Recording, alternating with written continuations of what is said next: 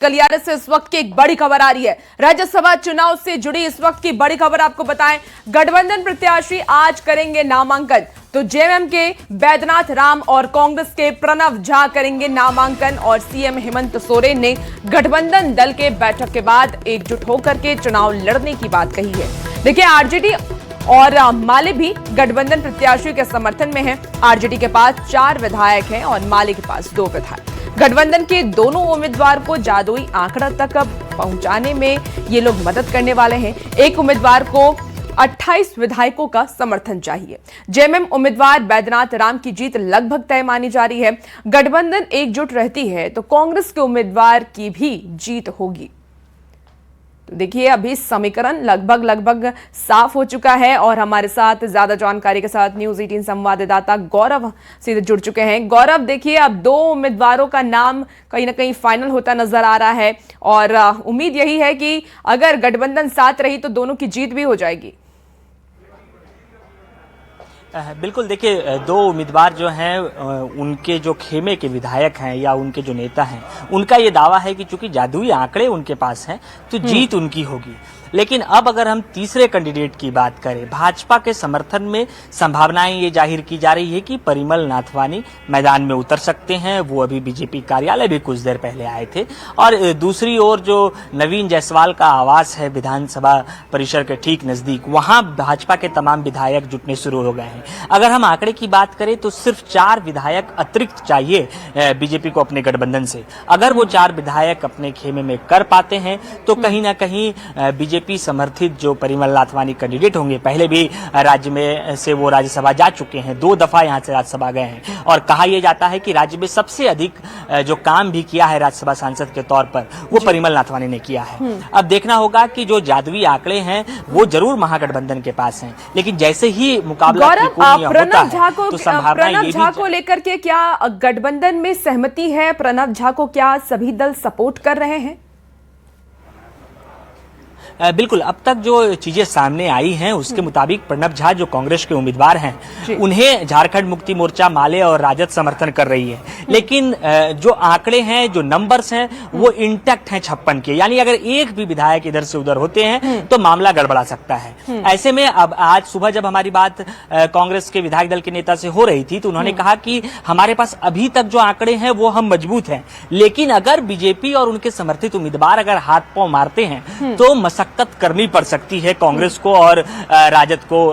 फिर जो है रिजॉर्ट पॉलिटिक्स जिसे हम कहते हैं, टूरिज्म पॉलिटिक्स जिसे कहते हैं कि विधायकों को एक जगह से दूसरे जगह पर ले जाकर रखने की बात, वो तमाम चीजें भी उस वक्त हो सकती है। लेकिन फिलहाल जब कल देर रात मुख्यमंत्री आवास में बैठक हुई है तो मुख्यमंत्री ने भी ये संदेश देने का प्रयास किया है कि गठबंधन के तमाम नेता एक साथ हैं। कि बीजेपी अगर अपने उम्मीदवार उतारती है और अगर यहां से वोट बैंक तोड़ने की कोशिश करती है और उसमें वो सफल होती है तो कांग्रेस की जो उम्मीदवार है वो हार जाएंगे। लेकिन क्या गठबंधन की तरफ से, क्या कांग्रेस की तरफ से कोई उम्मीद जताई गई है कि कौन से पार्टी के ऐसे विधायक है जो टूट सकते हैं आने वाले समय में? उन पे ज्यादा संभावना है टूटने की?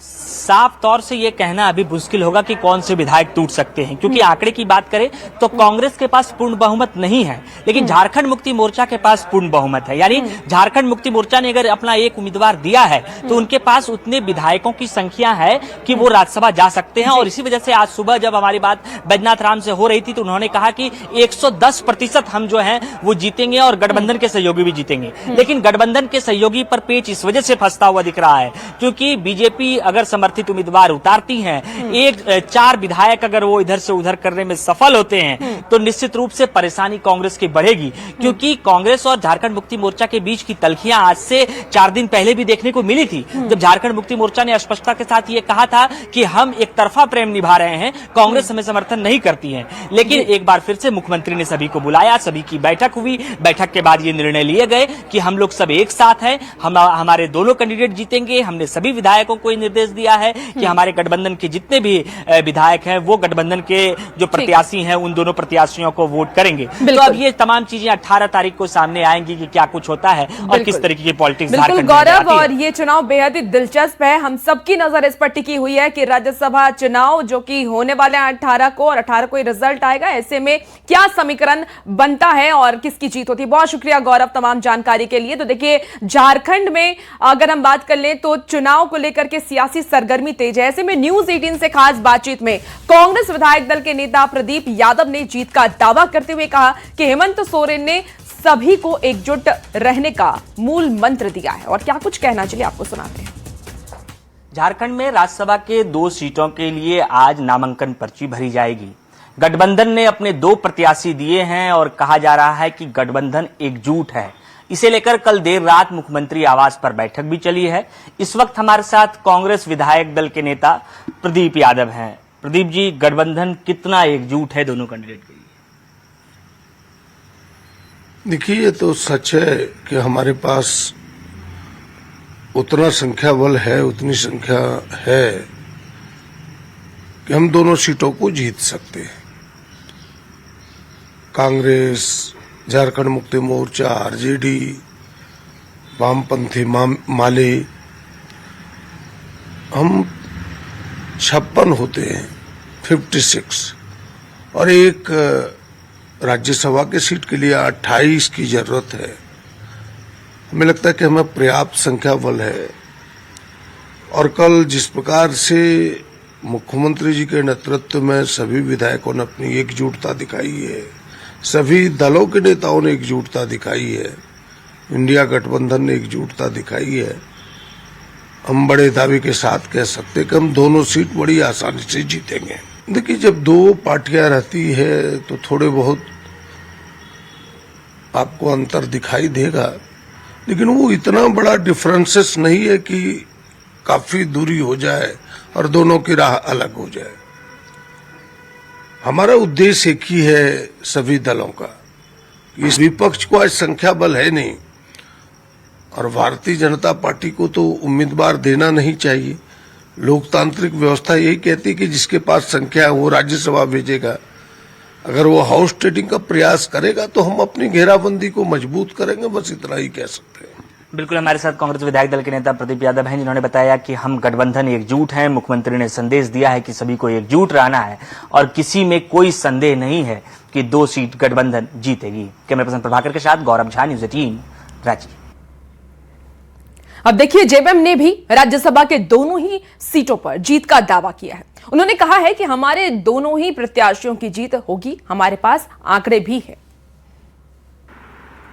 पूरी तरह से एकजुट है।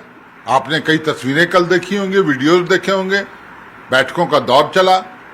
सभी की का ये कमिटमेंट कि हर हाल में दोनों उम्मीदवार को जीतना है, जिताना है, सभी मिलकर सामूहिक प्रयास कर रहे हैं और हेमंत सोरेन जी के नेतृत्व में विजय परचम लहराएगा झारखंड की धरती पर।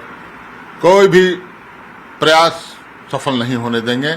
हम ओपोजिशन का जो हमारे विपक्ष के साथीगण हैं, हालांकि उन्होंने अभी तक तो नाम भी तय नहीं हो पाया है इन लोगों के बीच। अब देखिए क्या कुछ होता है, लेकिन हमारे तरफ से मुकम्मल तैयारी है। हमारे लोग एकजुट हैं और इस बार कोई कमी नहीं रहेगी।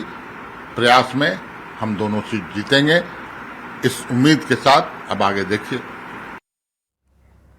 अब राज्यसभा चुनाव से जुड़ी एक और बड़ी खबर सामने आ रही है। 2 सेट में नामांकन करेंगे बैद्यनाथ राम। तो जेएमएम के उम्मीदवार 2 सेट में नामांकन करने वाले हैं। सीएम हेमंत सोरेन उनके नामांकन में शामिल भी होंगे। जो जानकारी सामने आ रही है, सीएम हेमंत सोरेन बैद्यनाथ राम के प्रस्तावक हैं और 2 सेट में 20 लोग होंगे प्रस्तावक। जेएमएम के ही 20 विधायक होंगे प्रस्तावक। इस वक्त की आपको ये बड़ी खबर राज्यसभा चुनाव से जुड़ी हुई बता रहे हैं। 2 सेट में नामांकन करेंगे बैद्यनाथ राम।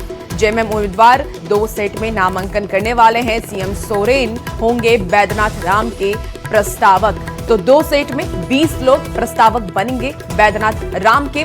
और आपको बता दें कि 20 विधायक होंगे जेएमएम के।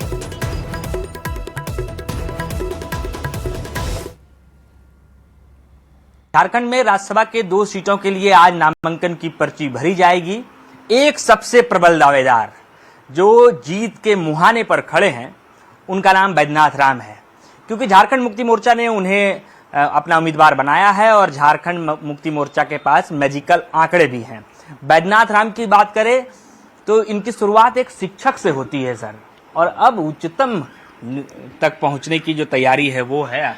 मुख्यमंत्री जी के प्रति आभार व्यक्त करता हूं सबसे पहले कि उन्होंने मेरे प्रति विश्वास जताया है और अपना विश्वास व्यक्त किया है मेरे पर, और इस महत्वपूर्ण पद पर भेजने के लिए उन्होंने मेरे नाम का चयन किया। मैं उनका आभारी हूं, कृतज्ञ हूं। आज नामांकन पर्ची भरने जाएंगे? हाँ, निश्चित। वैसे भी आज अंतिम तिथि है, जिनको भी नामांकन करना होगा आज ही करेंगे लोग। नहीं है, गठबंधन के दोनों प्रत्याशी जीत के मुहाने पर खड़े हैं। हाँ, ये बात सही है कि झारखंड मुक्ति मोर्चा के पास प्लस है। हमारे जो 34 सदस्य हैं, जीत के लिए 28 वोट चाहिए, हमारे पास 34 है। अस्वस्थ हैं बैद्यनाथ राम? 110%। तो एक तीर से कई निशाने हुए हैं, और आज के दिन में हम ये दावे के साथ कह सकते हैं कि माननीय मुख्यमंत्री हेमंत जी बहुत ही परिपक्व नेता हो चुके हैं। अब वो वस्तु से समझते हैं, समाज की आवश्यकता को महसूस करते हैं, समाज की क्या अपेक्षा है इसको महसूस करते हैं, और अपने दल को कैसे आगे बढ़ाना है इसके प्रति बहुत गंभीर हैं। लोगों को कैसे अधिक से अधिक सुविधा प्रदान कर सकें, हर क्षेत्र में कैसे पहुंचकर लोगों के लिए काम कर सकें, ये उनकी एक पॉजिटिव सोच है। और इसी सोच का परिणाम है कि आज अपने आप को पारिवारिक पार्टी से ऊपर उठाकर और पूरे राज्य में स्थापित होने का काम कर रहे हैं।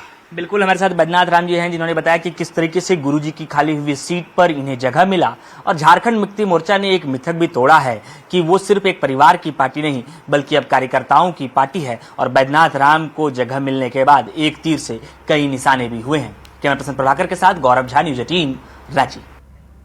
चलिए, इसी बीच देखिए सूत्रों के हवाले से एक बड़ी खबर सामने आ रही है। परिमल नाथ वानी हो सकते हैं बीजेपी के उम्मीदवार।